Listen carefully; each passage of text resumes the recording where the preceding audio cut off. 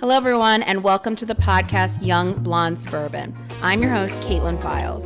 I'm a young, white, female-identifying lawyer who lives in Bucks County, Pennsylvania, outside of Philly. This podcast runs as a sister show to Young Black Suburban, hosted by Tim Witherspoon Jr. The Young Suburban podcast hosts guests to engage in conversation about their different life journeys and perspectives.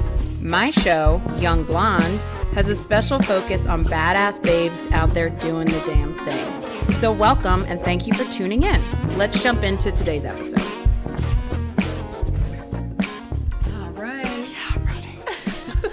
Hi, everyone. Welcome to Young Blonde Suburban Podcast. I am Kaitlin Files, your host, and today we have Jenna King with us. Jenna, thanks so much for being here. Thank you for having me. I'm so excited. Feel totally honored. I don't know what it's about, but we're here. We're going to do it. I'm going to give you a little intro. All right. And we'll go from there. Also, I'd like to comment that we're both wearing Eagles outfits. Are you surprised by this? No, we're soul sisters. Yeah, Abby. I love it. So Young Blonde Suburban was started because I was on Young Black Suburban podcast, and that's run by Tim Witherspoon Jr. And after our podcast, he decided that it would be cool to have a sister podcast run alongside. And Young Black Suburban has a lot of diverse guests on there, and they talk about everything, life experiences, perspectives, everything.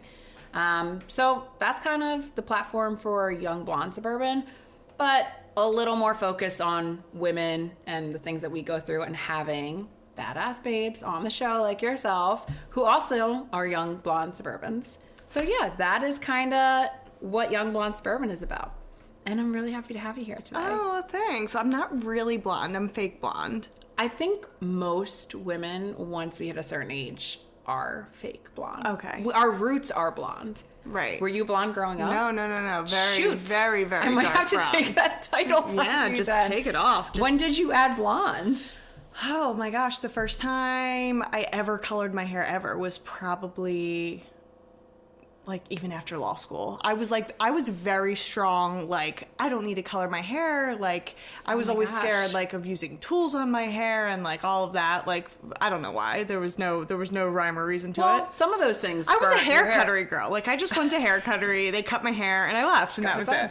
And then I was like, okay, this is boring. Well, my hair is fabulous. Well, thank you. I like that it's blonde. Yeah, well, thanks. Shout out to my hairdresser, Leah DiLoretto, who just did it this week. And who probably costs a little bit more than the hair cuttery. Well, I don't think boys understand how much money and time we put into being blonde. Like John, my husband, I'm at the salon. I'm going to the salon this week, and he's like, "Oh, like, should I still make dinner?" And I said, probably not, because the appointment's at 6:30. Oh. I'm going to the suburbs, and then I'll be back. What time do you get home? Like 10, 11? 10:30. Oh, And yeah. when I got home at 10:30, I come in the house, and he's like, "Wow, like, it's 10:30." And I said, "Didn't I tell you that's when I was going to be home?" Yeah, it takes work to get the blonde done. And he was like, "Well, yeah, but I just thought you were, like, bullshitting me. Are we allowed to curse on here?" You're allowed to curse on here. Yeah. Yeah, So yeah. I mean, that's an intro. I'm blonde. Thank I'm you blonde for the now. perfect intro for yourself. I was gonna say you're a lovely lawyer, but you know we can go. We can go with how long like, it takes for you to get your blonde done. Like the smallest like girly girl part of me. Like that's the only like girly thing about me is I like, you know, like my hair, I like to do my makeup, but like really I'm a tomboy. Yeah. At heart. That's why we're friends. Yeah. Why we're soul sisters. So let's talk a little bit about you. So we met through the legal world, doing workers' compensation. Workers' comp, baby. Against each other. Yes. I know. But with grace.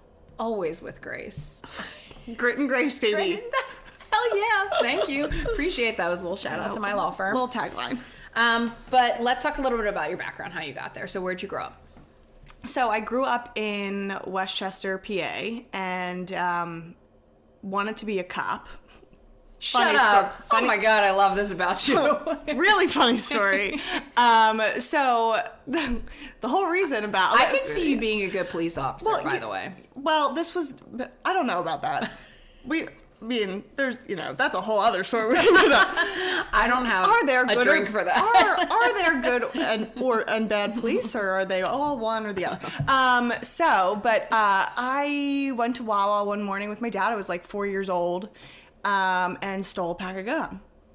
At 4? Damn, Jenna. Maybe 5. I mean, yeah. It was like after church too. Like pretty badass. Pretty badass. You're kind of too cool for me. And my dad, we get back in his truck and he's like, what do you got there? And it was like this little bag of chiclets. Like, remember the little chiclets? Yeah. Like, I Delicious. can still hear. I can understand why you stole those. Right. And he asked me like why I took them. And I was like, well, I wanted to share them with you because I knew if I told him that, he would be like, he wouldn't be as hard on me. Mm-hmm. Well, my mom, completely different story. We get home. I guess what had happened was my dad had gone upstairs and like got her and told her before she got to me. Mm-hmm. And she came down and she was like, I just want to let you know, the West Goshen police just called our house and they're looking for you because you stole something that didn't belong from you from Wawa. Oh my God.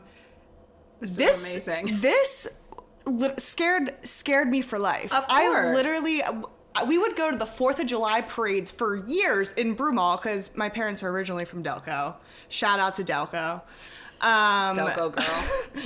We would go to the 4th of July parades, and you know when like the fire engines come down, like the police would drive by and I would hide behind my parents because I was so scared that they were going to come arrest me for the gum. Did your mother ever be like, listen, you don't have to be scared of this anymore? No, it took me until probably about middle school to realize like, oh, that like they were bullshitting me this whole time. But so when people would ask me what I wanted to be when I grew up, I would say, well, I want to be a cop because because I thought if I was a cop, I couldn't get in trouble. Wow. A little bit of a white, blonde, suburban take on the police there. Yeah, you just wanted to be a dirty cop. You just wanted to get in there and do all the things. I just wanted to steal gum from all the Wawas. That's basically what I meant. Jenna. So seeing a new side to you. Crazy. How long did you want to be a cop for? The sad part of it is I didn't even really want to be a cop. You just wanted to get away with things. Right. I was just scared. All right. So then I think I wanted to be a teacher for a while. Same. So blue collar family. Mm-hmm. My parents didn't go to college. Like I said, Delco. They were born and raised in Delco. My dad was a union carpenter. My mom cleaned houses. And we just, I'm one of 3 girls. I was the oldest. I did well in school. I did well with sports, gymnastics, cheerleading. You're super sporty.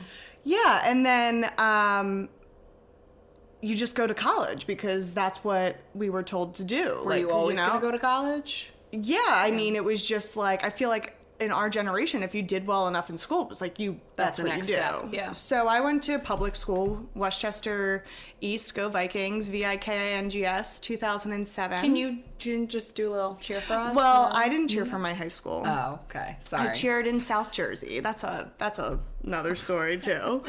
But so I went to college. I went to Widener University and I got there and I guess CSI was like big when we were like at the end of high school. So I like just remember like Thursday nights like on CBS, CSI, I think it was on CBS. CSI's on. It's super cool. They're in like their crime labs and stuff. Mm-hmm. And I was like, that's what I want to do. I want to be a forensic crime lab girl. And so the official title. Yes, that's what it was. Yeah. Forensic crime lab girl. Then there was like my picture next to it. That was that's like the goggles, the whole nine. That's what I wanted. And so that's what you wanted to go when you were going to college. That's what I wanted to do. So I applied to Westchester, Widener, and Maryland because again, girl coming from the suburbs in a family, a white family that didn't go to college, but it's just like, okay, you're expected to go though because it's our generation. You were on the honors, whatever. And my parents, we didn't really know. They were like, okay, do you want to go like look at schools? And I said, sure. So I didn't really call the schools and be like, hey, can we schedule a tour? We just showed up. Can I see what this school is about? We just like showed up on a random Saturday in College Park, Maryland. Like, hey, we're here for a tour. And they're like, yeah, the tour, like that happens during the week. That's why you get like days off from school. to like visit You colleges. like meet and I was like the college kids. I was like, I have AP classes. I can't miss school. Like, what? But yeah, long story short, I didn't end up going to Maryland. I went to Widener, and I went, the major there was forensic anthropology. They dropped that major before I get there, and I had already put the deposit down. So they were like, yeah, we're just going to stick you in criminal justice. And I was like, this is crazy. Because they were like, the letter literally said, you have to go to like get your master's anyway if you want to go into forensics. But if you just want to get a bachelor's degree in criminal justice, you can become a cop. And I was like, well, this has come full circle. That's what the letter from the college said? It probably was a little. Well, no, I don't think that's word for word. But oh my gosh, but I mean, interesting. Yeah. And then I went. What? I was there. Yeah, I was there, and I like really liked my law classes. So then I was like, I guess I will. I feel like most kids who are interested in law, if there's a criminal justice, they go through that. My parents were like, law school? Like, we had a hard time, like, figuring out, like, college. I was like, you didn't have to figure out college yet. I figured it out. I figured it out, like, I was always, like, a go-getter, like, self-starter. I always figured stuff out on my own. I've always been super that independent. kind. And I just think, because I'm the oldest, my younger sisters, my middle sister, who was I'm 21 months older than her, she had some different struggles growing up, and I feel like through therapy, which, shout out to therapy. Therapy is, I think everybody should be talking to somebody, but hey, if you're not ready, that's fine. Everyone should be provided a therapist. Right. Universal mental health coverage. Yeah. I found out that, like, basically by me being like wanting to like kind of handle everything myself and not let anybody help me, it was like because I didn't want to burden my parents. I wanted them to be able to deal with other stuff and not have to worry about me. Yeah. So then I ended up in law school. Did you I in law school hated criminal law, but you came from criminal justice. Did you like criminal law when you were in law school? Because you're obviously not in it now. Well, so I did. I wanted to go into criminal law. I wanted to be a public defender. Okay. I think what happened when I was in college was coming from white privileged suburbia, I was shocked when I started taking my criminal justice classes. Mm-hmm. And I still remember this one class. I think it was juvenile justice. Cool. Professor Blank, shout out to Professor Nancy Blank from Widener University. Oh, her last name is Blank? Yes. I thought you were just like, Professor, don't remember. I ended up being like a research assistant with her for youth court. I was going to say juvenile justice. Yeah, so that's kind of where it all started. Yeah. We learned about in that class, and I don't know why it would have been juvenile justice that we were learning this, but we were learning about biases and racial prejudice and racial police work, basically. And what was written into the New Jersey State Police training manual in like the 90s or the 80s or the 90s, like way too, like it wasn't long enough ago. But they had quotas, which I think every normal person that drives realizes that the police have a quota that they have to like meet, because at the end of everybody's like, oh, the end of the month, don't drink and drive. You should never drink and drive. But and also not then. Just like turn on your Waze. You know, don't be don't shout out to Waze. Maybe we can get a sponsorship. Waze. Like the to see where the cops are, you know, just for speed or whatever. The end of the month, it's a thing. But written into the New Jersey State Police quotas were you had to pull over. They had to pull over more black people than white people than whatever. And I was like, what? This is actually written down? Right, like, I was like, my mind was like blown. Yeah. And I was like, wait a minute. Like, literally, my whole world was just like, because growing up white, we don't see it. We don't know that at all. And then I went through diversity training I became an RA. And some of my co-RAs or other like counterparts, my black counterparts during this diversity training were talking about their interactions with police. or interactions just like on the road in general. And I remember this one girl's story, and she basically said that there was a not even like a road rage incident, like somebody just cut her off, and as they like passed her, like just rolled down their window and screamed the N-word at her. And I started like crying in this, like, because it's just, we don't know that. Like I've never experienced something like that, and I'm never going to experience something like that as a white person. So like for me to hear that as a 19-year-old, 20-year-old in Chester now, I was floored. So I think that's where my like interest in justice and social justice came out of. And then, so I wanted to be a public defender eventually. It kind of just like grew out of this. I was like, there's something wrong with the system. Yeah. And then I interned at the DA's office because it was the best, once I was in law school, it was the best experience I could get as a law student, to get in the courtroom right away. I knew I wanted to be a litigator. I knew I wanted to be in the courtroom. I didn't want to be at a desk 24 hours a day, which, by the way, we are anyway. Welcome to COVID. Oh, how different life is. But now. I was the DA intern that was like, I know that you're like, this retail theft is like a product of your drug addiction, and I want to get you into drug court, or I want to do.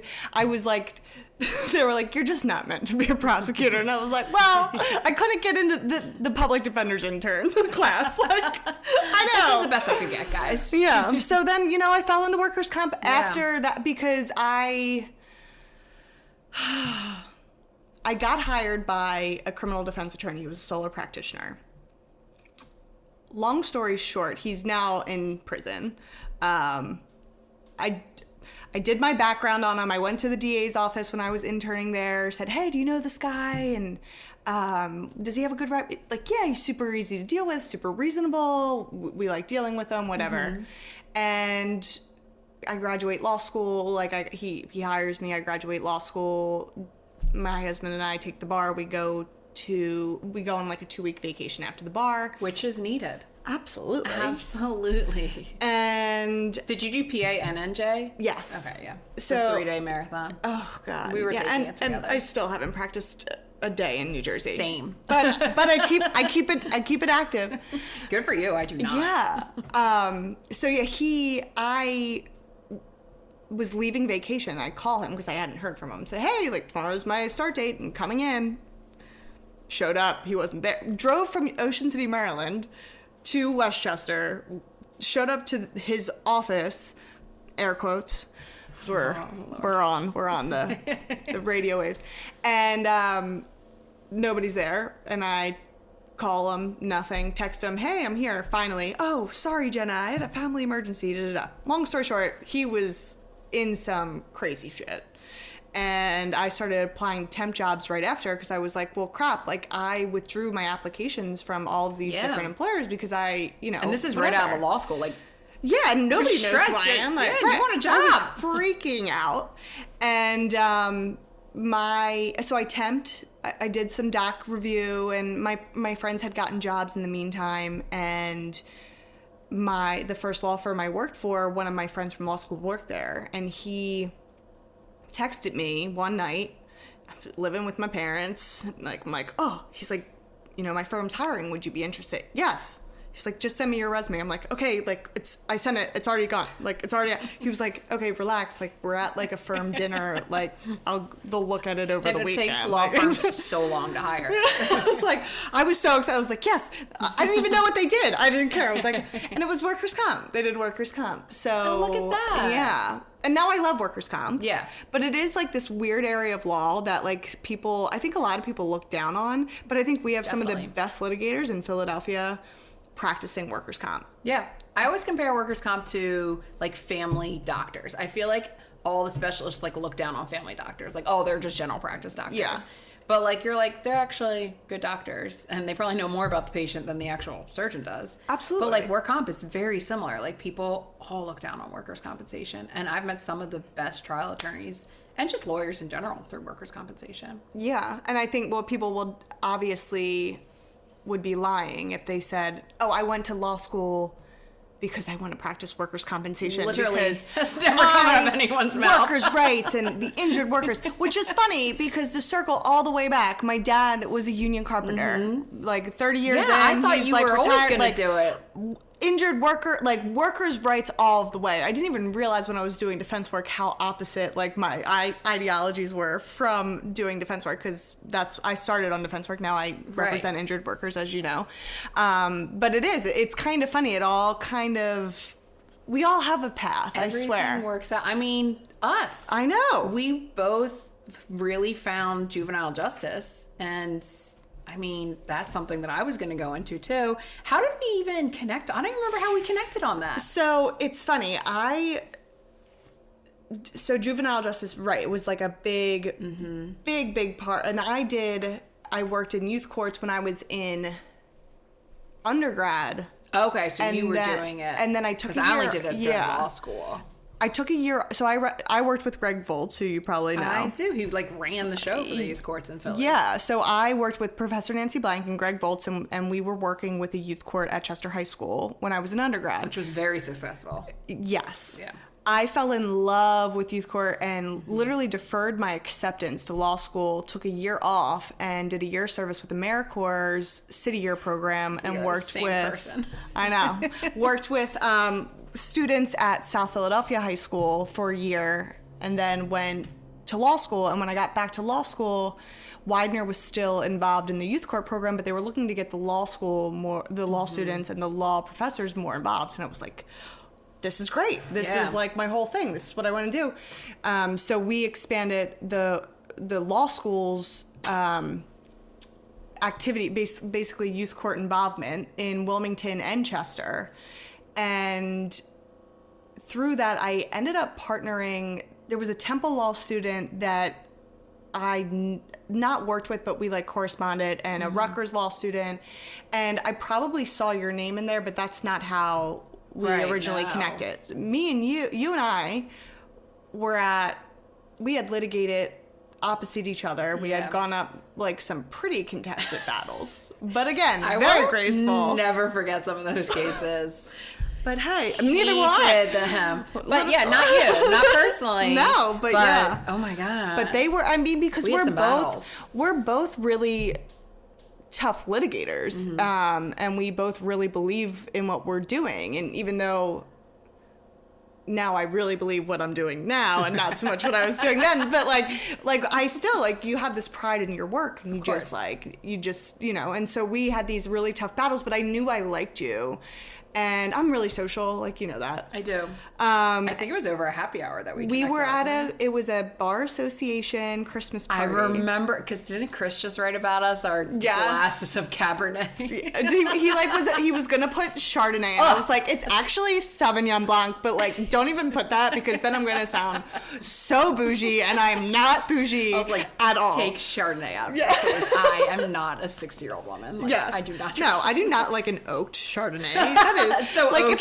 if I wanted something oaky, I would have bourbon. But I don't want that. Yes, I want a glass of wine. Here you go. So we were drinking wine, and Rafael Castro worked for your old firm, and I worked with him he had partnered with me in law school on youth court. And so we were kind of all talking. I knew he was still involved with youth court. He had just left the Philly DA's office and joined your firm, so I was kind of reconnecting. He's going to be on the podcast about all that, but continue. Oh, yay. Shout out to Ralph. And we were talking, and youth court came up, and you're like, I still do youth court. And I was like, what? And at the time, I was working for a firm in media. It was like harder for me to get involved, but you were like, listen, like, if I need something, like, I'll keep you in mind. Like, I'll reach out. And it didn't happen for a while. And then like a couple months later, maybe a year later, you asked me to be your co-chair for diversity and inclusion. And I was still at a firm in the suburbs, and I was billing hours, and I had to bill those hours, because that's how, you left me hanging. Woo! Exactly. You were doing like work, and it wasn't youth court anymore, but you were working with the mock trial team that now we still work with, and I could not get there, even though I live in the city, working in the suburbs, and like I just couldn't get there. Yeah, it's a lot. And then I left, and literally the week I left, was my first time at mock trial, and it was like, with our I kiddos. can't believe I've been missing this. Like, I was just because it brings me back to the whole purpose and reason that I went to law school. Although in workers' comp we're not working with kids, right. Just having a law degree and practicing law gives us an avenue, really a far-reaching avenue to work with whoever we want to work with. I think one of my best law professors, Professor Kaitlin Files, shout out to her as well. She told me... This is going to be the podcast of shout outs. You were just name dropping left and right. Yeah.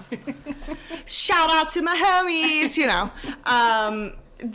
She told me, best piece of advice I feel like I've ever gotten, because I've taken it to heart. She said, go out and make your money. And then once you've made enough money, you can do whatever you want. Yeah. And you can, you know. And so switching sides for me, it just like gave me the flexibility to still make the money that I need to make to, you know, survive. And then also have time where I'm not a slave to the clock to work in areas where I have a passion and where my passion lies, basically, and continue that mission of getting, like, helping the youth, like, and working with the youth, because the youth of our nation is the future. And that, I think, a lot of the initiatives that we're working on together is all about how do we diversify the legal world. You can't just diversify the legal world without tokenizing people.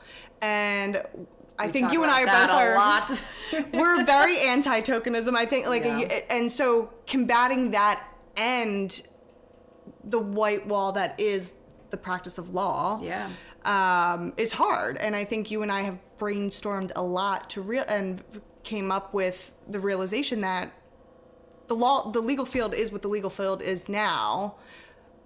The difference lies in what the legal practice of the future looks like, and how do we change that, or how do we influence that? And I think that's our initiatives, and we're looking for help. So, like, always. I mean, it takes a lot, and I feel like we're doing a ton, just the two of us, but I feel like we're barely scratching the surface. Right. But even with that initiative we just did, it was actually cool. So we brought books to that school, and they were books about children going to law school and having legal careers. And I was talking about that initiative that we were doing to the host of Young Black Suburban, Tim Witherspoon. And he's a young black guy. If you couldn't tell by the name of his podcast, he's black. But he was saying that when he was growing up, he grew up in suburbia. He grew up in Levittown. That he would never have thought that he could be a lawyer. Like, he just thought he could be a rapper or an athlete.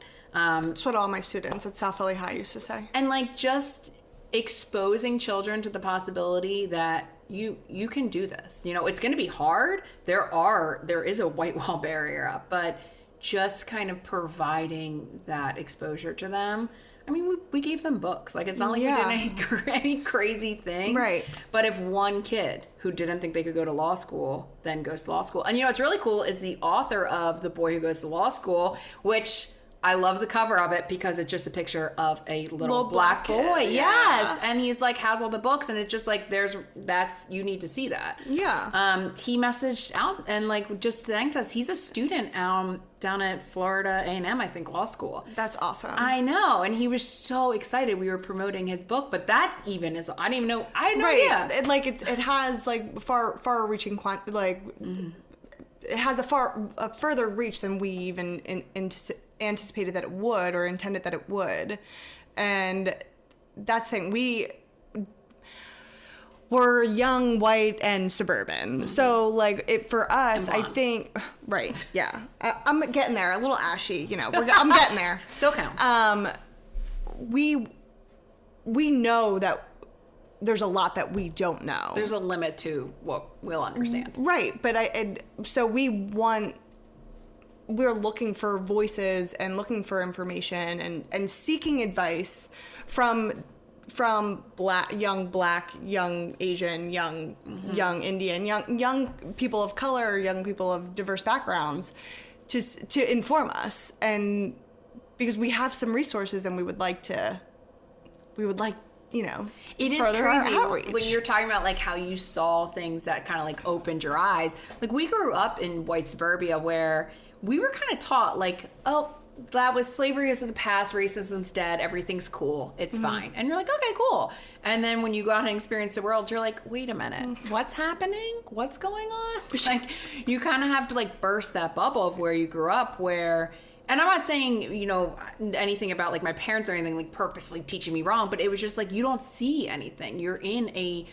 I was in a very privileged white community. And it was not until I went to Notre Dame, and then especially when I did that year between Notre Dame and law school where I went down and taught kids, that I was like, what is going on? Like, this is completely not the world that I lived in. And you finally see that, like, it's not anything like you got taught growing up in kind of like your white suburb bubble. Right, because I think people that are still living that white suburbia life and that really never got out to experience those things are the people that we see saying slavery's in the past and we're past that as a nation. Why should we rehash these arguments? Like, well, no, it's not really part of the past. There was like a noose at that in the insurrection. Right. I don't really want to live through that again. But right. I had someone the other day comment about, like the KKK is a thing of the past. I was like, what are you talking about? Like, were you present for There was a KKK march in 1994 down in Westchester. In Westchester. Like, I think in Pennsylvania, we have one of the highest numbers of white supremacist groups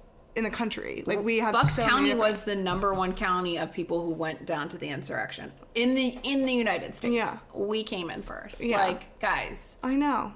And it's interesting because I feel like people up in the north act like we are so progressive and like the South. It's like let's pat ourselves on the back and because we are good white people. Yeah, like it's very elitist, and it's just like it's getting more and more exposure to, it's not just issues in the South. Like, the North's got plenty of problems, and it's crazy that we still talk about the North and the South like it's two different places to live. Yeah, no, it's nuts. And the whole I feel like for me, I'm not trying to be woke, right? I'm not trying to be this like person, like, cause I want to speak out, and that's not what it's about for me. At the end of the day, it's about how everybody treats each other. Yeah. And what I've learned and what I am seeing still today is that certain people have never been treated equally. And like to this day, since the beginning of this country. And when are we going to change that? I know. When is that going to change? And I feel like white people need to stand up and recognize that. And I don't want to be a white savior either. I think that's like, that is like super played out as well. Like, no, like just stand back and recognize that we need to listen. Yeah. And just shut up. Just stop talking. As we're doing a podcast. As we're doing a podcast. White people, God, just listen. But yeah, like just be an ally and learn how to be a true ally. And make room at the table. Yeah. That's the thing. I mean, we always talk about that as girls. It's just like make room at the table for other girls at the table. Throw my elbows out. Female empowerment. Get everyone in there. But it is true about, races and things that we can't understand. And we've tried to talk about it, and we've been essentially forced by some other people to try to do tokenism, which is tough. Well, I think the generation ahead of us, a generation and a half maybe, maybe just a generation, I think a lot of their diversity initiatives are rooted in tokenism, right? It's like, well, how do you make a board more diverse? Well, you put a woman on it, or you put a black person on it, or you put any person of color on the board. Well, guess what? Maybe that person of color, or maybe that woman doesn't want to be on the board. Yeah. Or maybe they aren't qualified to be on the board. How do we make the pool of candidates more diverse? That's where the answers lie, or that's where the solution lies. How we get there, we're still trying to learn, and that's what I think you and I are trying to battle and go to work every day. It's basically dealing with systemic racism that has been built on the entire country. And it's like, well, how are we're just trying to deal with the Philadelphia Bar Association right now. The poor Lenape. Like, literally. Like, our country is born out of racism. It's just, I feel like it's interesting because we don't have the answers, but it's been so nice to have, because it's like hard to talk about because you feel like an idiot. Like, I'm sure, like, I mean, 5 years ago, things I'm saying now, I wouldn't have said 5 years ago. I wasn't as aware or like moving forward. And they're hard topics, and it's like important. I was listening to a podcast the other day of, it's called the Optin, and it's a white woman and a black woman, and they're basically addressing the white woman coming to terms with racism and learning about her privilege. And it's really interesting. It's a really great show, and it's inviting white people to join the conversation. It's not shaming them on their journey, or if, some people are still, we had this conversation that one time. Someone I'm like, oh God, what conversation? It was when we were talking to someone and we were working through things we can do to promote diversity and inclusion, and the person on the phone said something racist, but she clearly didn't even realize what she said. She basically said that a black man was articulate, and I don't even know if I would have been aware of that a couple years ago, that that's a racist thing to say, and she clearly didn't know. Right, but it was like nails on chalkboard to us that day. Yes. So like, how far we have come, and there is a way to continue that growth. Like, that's, and not like she's on her journey. It seemed, you can't shame people on their way. You can't, whatever. But it is nice having you with me. Because we're like texting, like, oh my gosh. And it's hard to find because we're in a really charged time right now.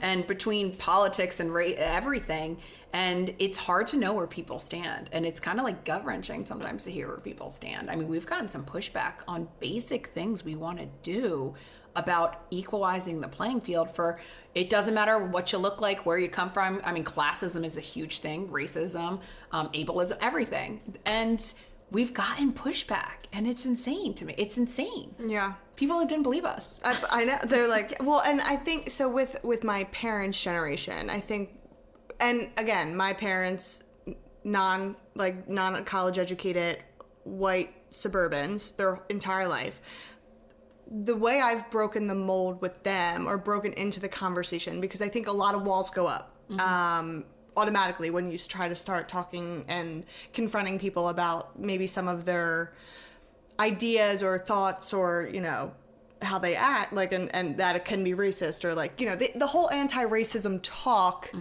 in the white suburban home. It's tough. And then they look at like, I didn't do it. Yeah. It's not my, and I'm not racist. Yeah. And it's like, well, maybe, okay.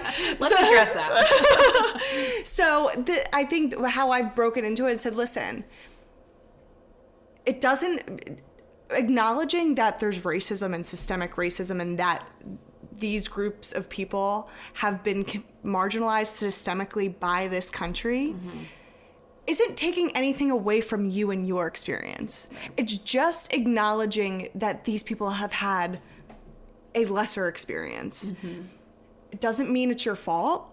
It doesn't mean you potentially did anything wrong. Well, let's write it. Let's recognize their experience, and let's listen to their experience, because we don't know. Yeah. You don't know what you don't know. And until you're willing to listen and actually accept what other people are saying and different perspectives, we're going to remain the same type of country. Yeah. And approaching the conversation that way with my parents' generation and people in that, my parents' generation, white suburbia, that has helped break into that instead of like, because I think everybody's like, well, just because I'm white doesn't mean that like I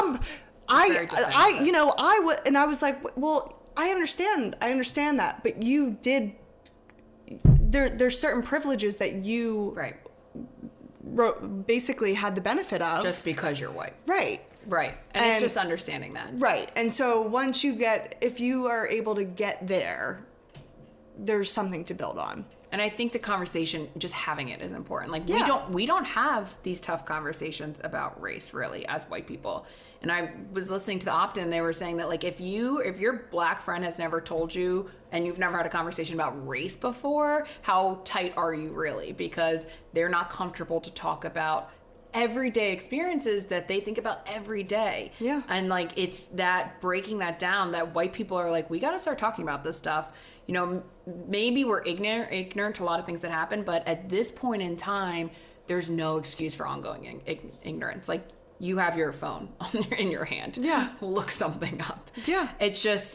We've come to a point, I think, where you cannot move forward without growing out of that ignorance. Yeah.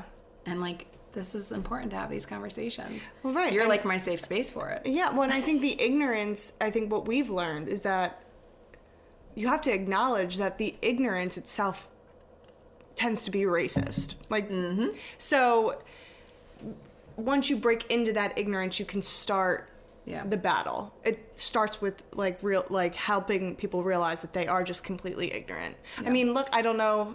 We actually have never talked about this, but do you watch The Bachelor or The Bachelorette? I dabble. Okay. So like big guilty pleasure of mine. I can see you with a glass of wine just getting right into that Matt James. Is that his name? Yes. Okay. And so like the front runner of his season, there was I saw this drama, yeah. And she came out and said, you know, I was completely ignorant and my ignorance was racist. Do not defend me. And she approached it, I thought, the right way, whether it was her publicist or PR specialist who wrote it for her. But it really resonated with me because I was like, you're right. Everything you're saying is right. Do not defend me.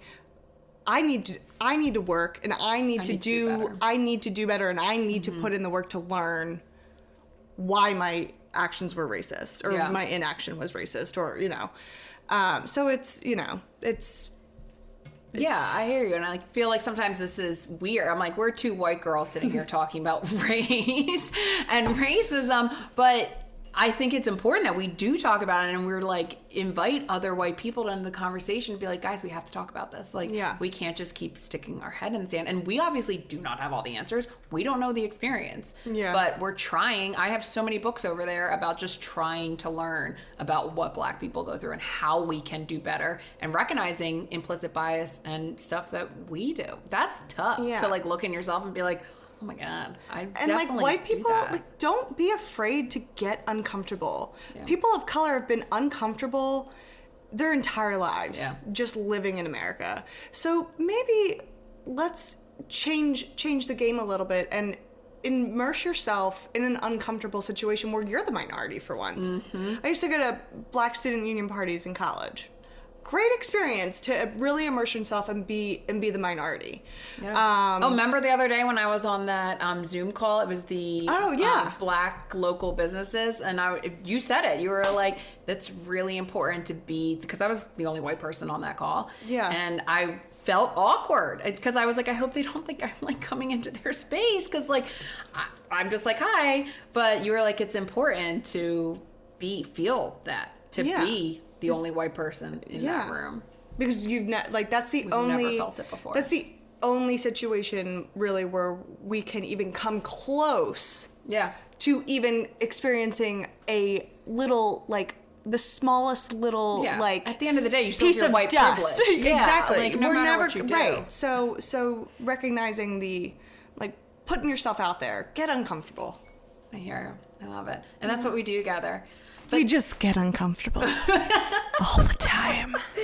Jordan, you got to edit that out. It was just going to be too weird. But Jenna, I loved having you on here. You're one of the first guests, and you're the first one that we actually dove into tough topics about race and social justice and things like that. And isn't it crazy I wanted to be a cop? It is. My mind is blown. I also love the reason you wanted to be a cop. And I love that we kind of have very similar stories with the juvenile justice. And then the best thing about comp is that you have that free time to then actually pursue your passions. We spend more time talking about our juvenile justice and our anti-racist initiatives than workers' compensation. And that's how we are connected. I know. But there's one question I ask everyone at the end of the podcast. Okay. And the question is it fuck, marry, kill, or? Oh my God, but who do you want to play with that? I mean, we can do that right now. Sure. Let's play that game. No, it's what brings you joy? Oh, jeez. I love this question because it really makes people think.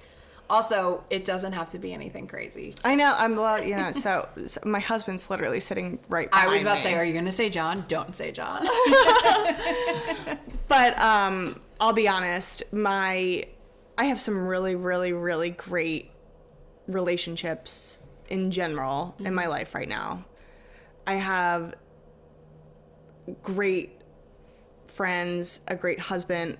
My in-laws are great. My mom and dad are probably the best people that I have in my life. Yeah. So, especially with COVID right now, and I really feel like we're like really about to turn the curve here, and I'm half vaccinated, so that's exciting.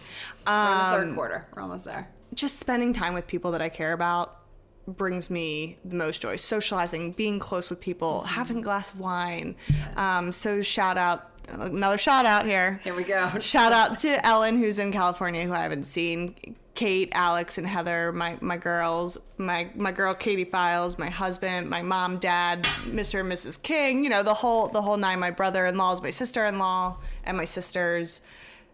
That just really like human interaction and people in your life. Yeah, that's the best. That's beautiful, Jenna. I love that. Thanks. No one has said the people in their life that bring them joy yet, so look at you. Oh, was it their dogs? Do a lot of people say their dogs? I like how a strict rule, first off, you're not allowed to say your kids, because no. But no one said dogs. I said dog. Oh, okay, you said, I was like, dogs aren't kids, but that's fine. Well, thanks so much for being on here today. Thank you. Awesome. We'll have you back. That was fun. Yeah, we can talk about all different things. There's so many things I left out. We barely scratched the surface. All right, we're done.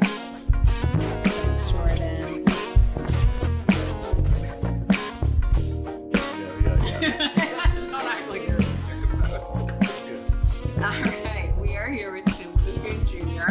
Honestly, this is our second take. Had a bit of a laughing fit. Crack up. Well, thanks for being here. Thanks for having me. Alright, so we're going to talk about Jenna today and our little conversation. Yeah. So, talk to me how it felt. Obviously, we're two white girls trying to talk about race and issues that we don't really understand. Yeah. So, yeah. How did that sound? Well, for me, it's not like you're just talking about issues in the African American community. You both have, you both do things in the African American community. You're part of a nonprofit that helps out underprivileged kids. I know that they might not have to be African American, but it just so happens a lot of African American kids are underprivileged. Yeah. And she has done a lot of studying, and a lot of her work is about that very issue. So it's not like you're just saying, "Oh, I seen someone that needs a hand up, let me hand," which is noble in itself. But you guys are in the trenches. And that makes a big difference. I always tell people it's not good enough to talk about things. It's always good to be a doer. Yeah. And there's a lot of people on social media that we see that are doing a lot of talking. I would say about 95% of the people are talking. But how many people are really doing? So it doesn't matter what you look like, gender, race, you're doing. So at the end of the day, people have to respect that. Yeah. I think it's like tough, not like tough, but it's like shaky ground we're on because we're obviously white. Yeah. And we're talking about issues we don't understand. Yeah. And I think it's sometimes like scary. You don't want to like mess up or say something stupid. But it's not about understanding as much as just having compassion. Yeah. And relating to an extent. We know, that you can't relate, Mm-hmm. I'm a business owner. You own a law firm. when I close my door and I walk to my car, I'm a young black suburban. When you walk to your car, you're a young blonde suburban. And in our area, that means two different things. Yeah. I'm not Tim Witherspoon Jr. when I walk to my car. You're not Kaitlin Files, but perception is a lot. You know, the first thing that they see is what we look like. So what you guys are doing right now by having discussions on these podcasts are breaking past that first layer, breaking down that barrier, which is so important for not just black people to see, but your peers, young blondes, to see. Because I have so many allies in my life that I've saw. And part of the reason why Young Blonde came about is because I seen or saw so many of my friends that happen to be females, happen to be white, that were outraged by things that were happening. And sometimes more than people that look like me. Yeah.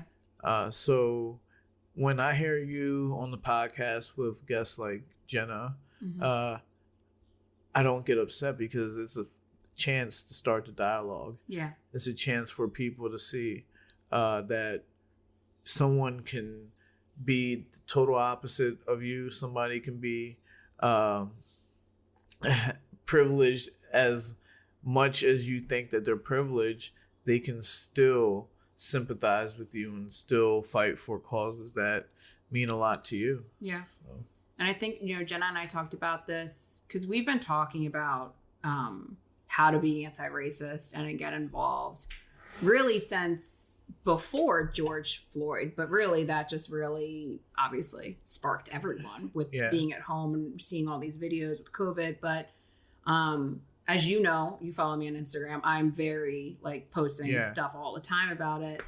And we've talked about how we have the platform and the privilege to be able, I can post about that stuff and I'm not scared I'm going to get nasty messages. Yeah. And all of my followers, the majority are white suburban kids that I grew up with and then went to college with. Yeah. And I think a lot of people that look like me and are in this area are still scared to talk about it. Yeah. And I think that's what Jenna and I were even while we were talking, we're not even supposed to be talking. We're supposed to be listening to black people. Right. But still, white people do need to talk about it.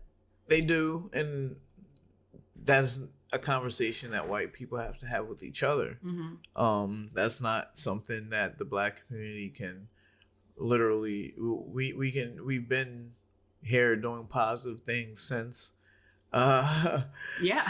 since before. You're we've been here. We've been here. We've been contributing. Yeah. We've been positive role models. But that's a conversation for the white community to have with each other. But it's being done. Yeah. People are having these conversations. They are not scared as much as they used to be. Me, on the other hand, like I said, it's not just about the conversation. It's about the doing. Mm-hmm. Now, when you can be on a platform such as this and have a little black girl see, oh, wow, they really care about, criminal justice reform. They really care about police quotas. They, stuff that affects them. That is powerful. Yeah. And I believe, even though Jenna's energy is she's very energetic. She is. She's more energy than me, which is saying a lot. Which I enjoyed. I believe that the overall message is that she understands that things aren't right and that they need to change, whether they affect her or not. Yeah, it is. And that's why we've been able to vibe so much and just really connect, is that we're kind of safe spaces for each other, where we can talk about the hard issues and not feel if I say something dumb that she's going to judge me. She's going to be no, you should probably think of it this way. Or we can have the conversations. And I think some white people are scared to get shamed because they're slower in on their journey. It's not an excuse for not getting there, but I think I mean, this is how I got okay with Young Blonde Suburban. Is because I hated that word suburban because I thought it portrayed such a white privilege bubble that is typically suburbia, Right. and I didn't want to identify with it. Right. But it's almost redefining it and bringing the diversity and the talking about it to Right. suburbia. Right. You had to push me to. Yeah. But for me, being a young black suburban, I know that there are allies out there, and there are people out there that even fight harder than some people that look like me do. So can I say I came up with the name Young Blonde Suburban? Yeah. What do you mean? Of course you did. All right, Your podcast is Young Black Suburban. Well, when I came up with Young Blonde Suburban, it was a no-brainer. I'm like, there's so many young blondes that I see who fight harder than me. Yeah. Who are out there every day posting on social media, bringing awareness, just doing things. And the one thing that I knew that had to change was the stereotype against them. Mm-hmm. As well as funny, it's a little reverse thing. That's what exactly. So that's exactly what it is. Because I mean, think about the term blonde. Most people think dumb blonde. Not really. And then, I'm not a stereotypical guy. But like but it is basically redefining the words that are supposed to be defining you. Yeah, and having the and now combos. Having that voice that we all have because of podcasts, and we can reach so many people. This is just the beginning, the franchise. Keep having more people on like Jenna and your previous guests, and you can't go wrong. Yeah, I hear you. Yeah. Well, thanks for joining us today. Thanks TWJ. for having me. Young Black Suburban. Yes. Yeah. So that's our episode for today. Tune into our next episode and go subscribe to the Young Suburban franchise. And we'll see you next time. Peace.